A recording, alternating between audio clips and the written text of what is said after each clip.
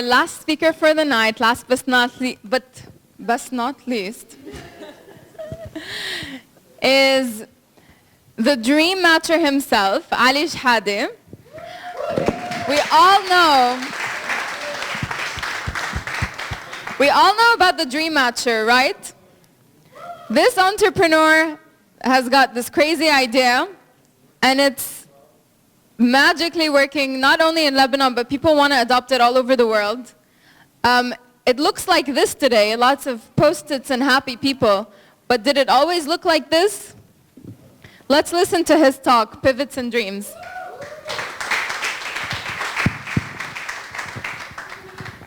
Good evening, everyone. I'm Ali, founder of the Dream Matcher. Who have been to the Dream Matcher before? Wow, impressive. Who have heard of it but have not been there? Okay, cool. I hope you can join us sometime. So I hope that my talk today will inspire you to turn your fuck-ups into building blocks towards your success. Okay? This morning, I saw this video on Facebook, and I'll tell you a little bit why it's really significant. Look at this kid grabbing like alive lobsters and doing what? Trying to eat it. And he's like, what? His dad apparently told him, don't do it. And he was like, what? Why? Okay?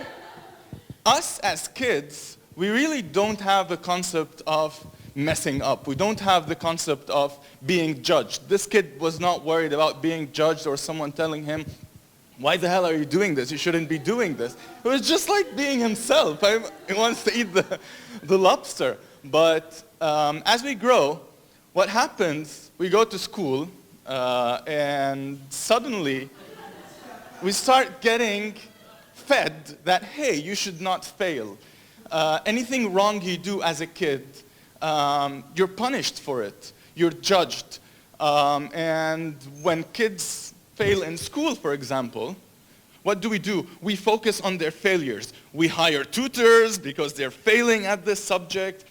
We punish them because they're failing at this subject. This is when us start learning, hey, you should not make mistakes because it's wrong, because it's shameful. But what if we focused on the positives instead of focusing on the failure? Or even better, what if we turned those failures into opportunity to understand where the successes can be hidden? That's where I thought, and I got to accept the fact that, hey, I want to accept failure. I want failure to become part of what builds me as an entrepreneur, and I labeled myself as an experimental entrepreneur. I love doing experiments. As you know, scientists, when they do experiments, they always expect failure, more likely than even a success. So I love experimenting with entrepreneurship. And this definitely results in a lot of different fuck-ups. So if we look at here, this is like a very brief sort of a timeline of a lot of different fuck-ups in my life. And the slide is a little bit fucked up, but I'll... Infijarat.com is a website I made 2 years ago. It was all over the news. It was in stealth mode. It was allowed people to predict where the next bomb will happen in Beirut.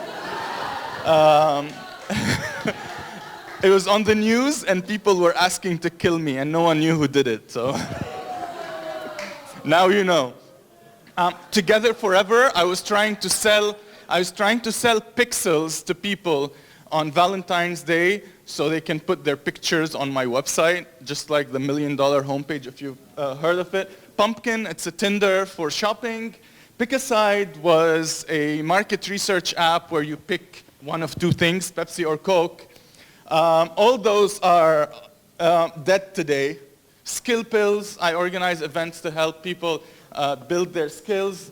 And the Shakery is something new I'm working on. It's a juice bar.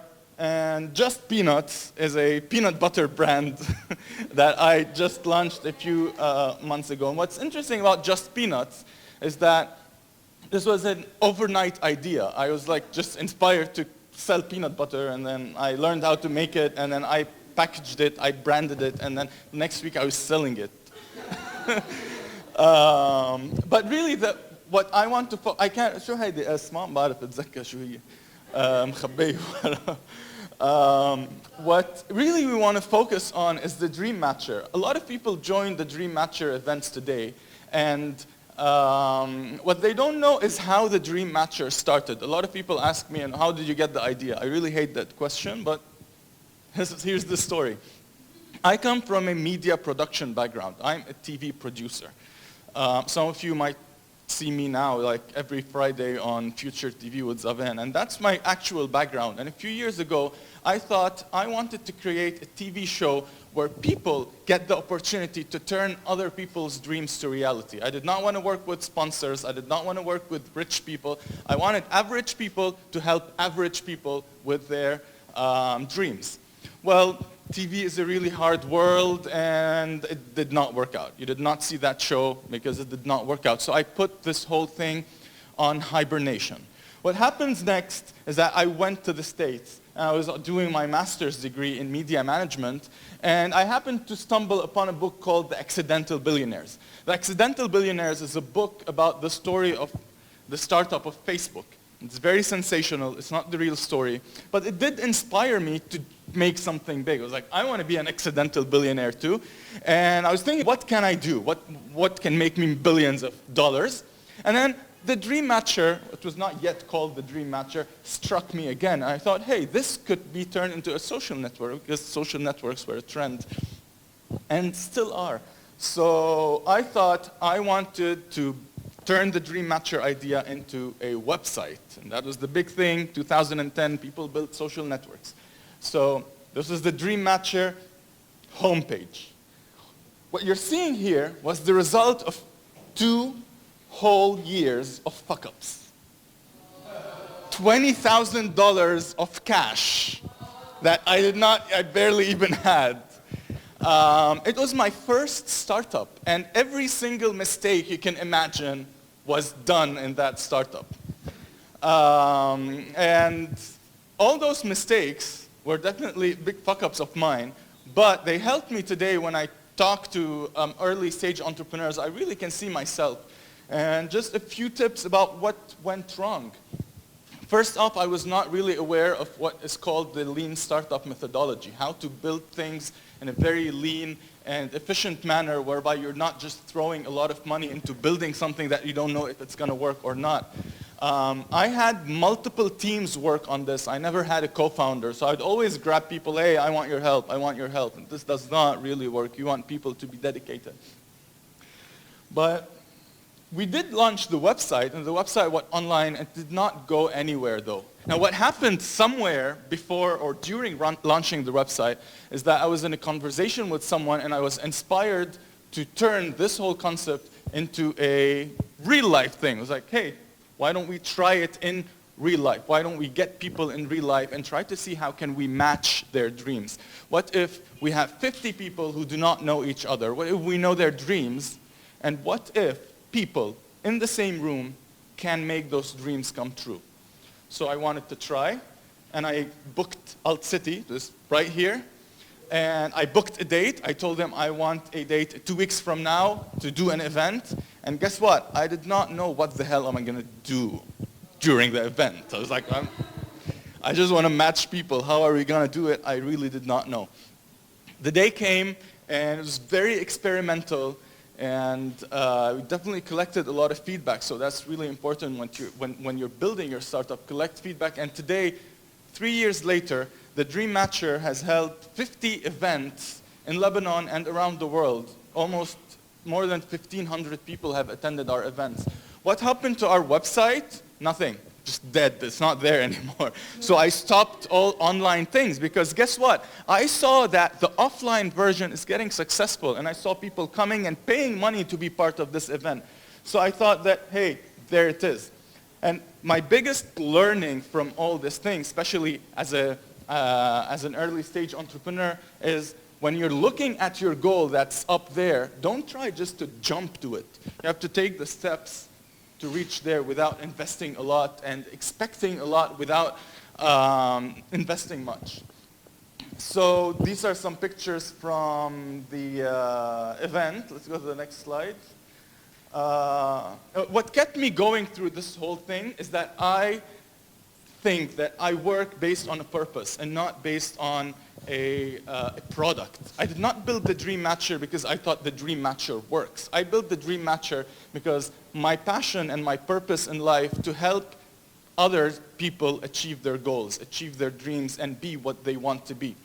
So that purpose was guiding me. So it did not really matter whether the Dream Matcher, the website worked, or the TV show worked, because there was a lot of different ways that could help me achieve the same goal. So when you really have a purpose in what you're doing, it will not matter if small failure of an event or a product or an experiment would not matter, because in the bigger scheme of things, you can keep trying different things, and that's what happened with the Dream Matcher. So that's my story, and I hope to see you guys sometime soon at the Dream Matcher experience here at Al City. Thank you.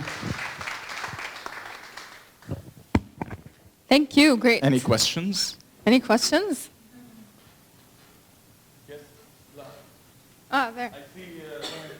Okay. Sorry. You usually run your event, so I'm running this one. Yeah. Okay, so my question is, how do you keep track of all your projects? How do you give each of them the commitment that they need to actually succeed?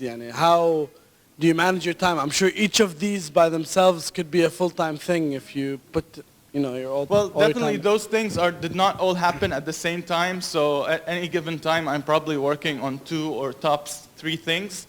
I sort of try to manage my time. I know that a lot of people tell you you need to focus on one thing, and that's right. That's not wrong. But I sort of find enjoyment in doing multiple things, and I like to live what I call a multi-track life. I don't like living a single-track life when I'm just doing the same thing or going towards a single goal. Yes, it does come with disadvantages of not having the time or even the money or the resources to focus on one thing, but I enjoy it. Any advice you would give to someone who wants to do the same thing? To do multiple things at the same time? Yeah, just be realistic about what each one of those things requires. I would not run 2 major things at the same time. If something would take, let's say, 5 hours of your day, make sure that the second thing that you want to work on takes 2 hours of your day. Okay? So don't work on multiple major things at the same time. Cool. Thank you. Thank you. George? So you were talking about $20,000, man. And look, I've started lots of endeavors. None of them have required any such amounts of money, and I don't think I could ever drum that up anyway. But here's my question is, you were studying in the US, and how do you manage to, is it from small jobs, and are you living frugally, or how do you drum up that kind of money? The $20,000, well, definitely were spent throughout 2 years of my life, and they were spent in small amounts. It was not... Yeah. Okay, I had some money saved up. I don't spend a lot of money, so I'm a good saver. I did win a bunch of competitions with my pitches, so I had the money. But really, I definitely do not think that I would have spent even 10% of that if I had done the same thing today. So definitely, don't take me wrong on that. But it went, I'm sure, if you're curious about where did this money go, I hired a lot of people, so I would pay people literally monthly salaries that and then nothing happens. And then I bought dreammatcher.com for $1,000. How much did that one hurt? What? How much did that one hurt?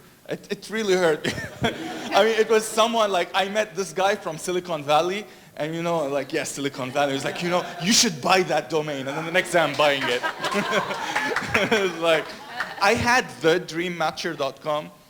But yeah, I was like, he's from Silicon Valley. He should know something about startups. I need to buy that domain.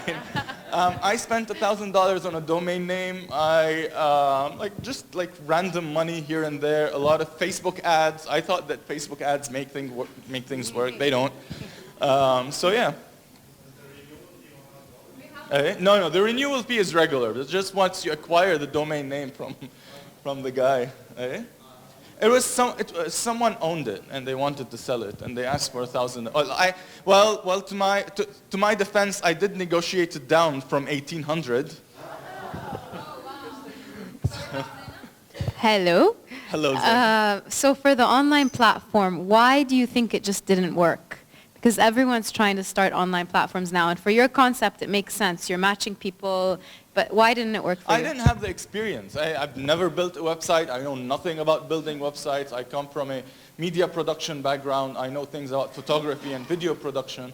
I don't know how to run a team to run a website.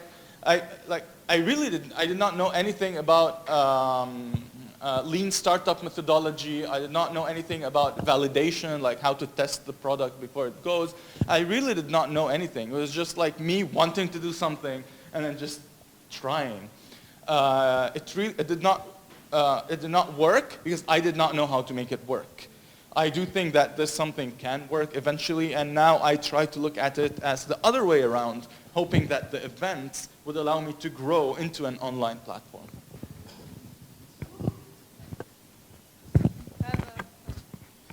Hey, so I think it's interesting that with the Dream Matcher website, you had investment and you had a product and you had a website go on, and you had no feedback guiding it, and it completely tanked. And then you had your Dream Matcher event, and you said you didn't really know what you were doing and you just kind of winged it, but you got feedback, and now it's the wonderful international success it is now. So I mean, at least when I hear that, I'm thinking that can be generalized to some other different industries, to other entrepreneurs, about the value of customer validation and of understanding the needs of your market. Yeah, definitely. I mean, the learning experience from this is be attentive to what people are saying. It might not be direct feedback. And be open to trying different things.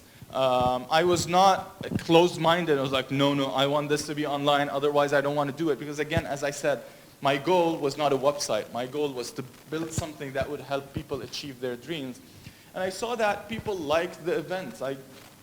Until today, at least 60 or 70 people come to each of our events. And I saw that's an opportunity, and the website isn't working for now, so let's just put that into hibernation and work on what actually is working. Hi. So I have 3 questions. Wow, bear with me. 3 Yeah. questions. Uno, would you, is the Dream Matcher website off? Khalas, it's out of the way, or would you go back to it? The Dream Matcher website is now used to promote the events. But would you go back to the online platform? Yeah, I do have a vision of building the events today into an online platform in multiple ways, so yeah, definitely. Okay, second question. So you have a day job, kind of. Why didn't you, you have a successful thing going on. Why didn't you quit to focus more on your thing? Or would you, or wouldn't you? I don't really have a day job. I've never had a day job, at least not for an extended period of time. What I try to do is find jobs that pay a lot and consume very little time. So my TV production job right now pays a lot. If you want to know how much, we can discuss that later. But it only takes a total of probably 10 hours of my time every week, and it does pay a lot. Okay? So just another tip, look for opportunities where you would work little but gain a lot of money. As an entrepreneur, that's very helpful. And where can we get peanut? Or peanut is it butter? Off the peanut thing? لا, we sell peanut butter. They're out. They're always out. Peanuts. But by the way, a tip about this. You're a media producer. What I used to do as a media producer is that people would ask me for quotations. If it costs $200, I would tell them it costs $1,000. And what I would do is that I would wait for the person who would accept the $1,000 offer but then I'm only working one job instead of doing like 5 jobs to get this $1,000. I try to find the person who would pay me the big amount for just one job. So just try to add as much value as you can to your time. Good evening. Good evening. I have 2 questions, in a matter of fact. So, what was your basic motive that made you read to the Dreamcatcher and Dreammatcher? Read? Read. Create. Oh. Yeah, create. Okay. Of course, you said that it's the result of many fucked up new lives, right? So, also the other question is, where do you see yourself going 5 years from now? Going where? Where do you see yourself 5 years from now? Okay. I'll start with this question. I'm really not a fan. It has never worked out with me or with any person I know that they projected something 5 years from now. I want to see myself as a hopefully successful person who is having positive influence on people's lives, disregarding what I'm doing. And I follow that with my everyday steps. I hope to be living in Silicon Valley because I love it. I've lived there for a short period, so I'd love to move there sometime. But for your first question, what was my motive to create the Dreammatcher? The motive that made you It's create. really because it was like a light bulb moment where I thought that there's a lot of resources in a community where people can help each other achieve their dreams. And I thought that I want to build something that would unleash that power. Because do you know that today in this crowd, there is a really high chance that someone can make one of your dreams come true. And that's real. If we do an experiment right now, you'll find that person. And I really wanted to give this to people, give this opportunity to people. And I saw it work, and I just stuck to it. Thank you. Thank you. Thank you.